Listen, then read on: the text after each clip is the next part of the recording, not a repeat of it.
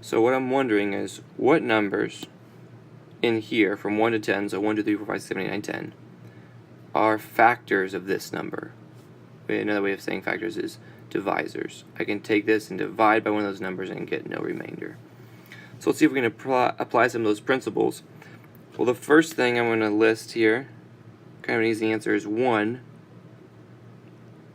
because 1's always a factor. Is 2 a factor? Is my next thing. Or is this number divisible by 2? We'll look here at this last number. This last number is a 4. 4 is even. Therefore, I can go ahead and add 2 to my list. The next one I'm going to look at is 3. Let's see if we can add up all those numbers here. So I'm going to say 2 plus 3 plus 4. 2 plus 3 is 5, plus 4 is equal to 9. Is 9 divisible by 3? Well, yes it is. Matter of fact, it is. So then I'm going to add 3 to my list. What about 4? Is its last 2 numbers divisible by 4? So if I look at the number 34, don't know what happened right there. If I look at the number 34, can I divide it by 4?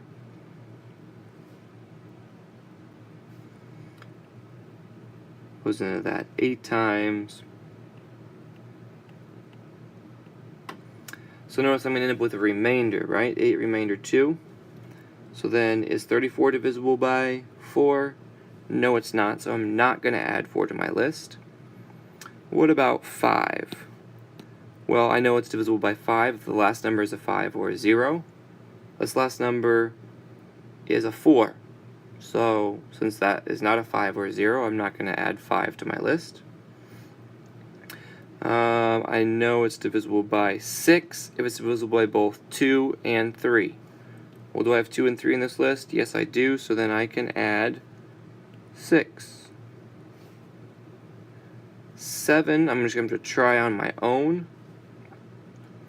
But I don't really have to do that because I know my multiplication facts and I know,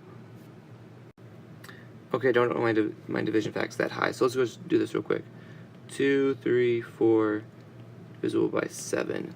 It's going to go into that 3 times, 21, 2, bring down the 4, it's going to go that 3 times 21, subtract 3, and looks like I'm going to have a remainder. So 33 remainder 3, so then not 7.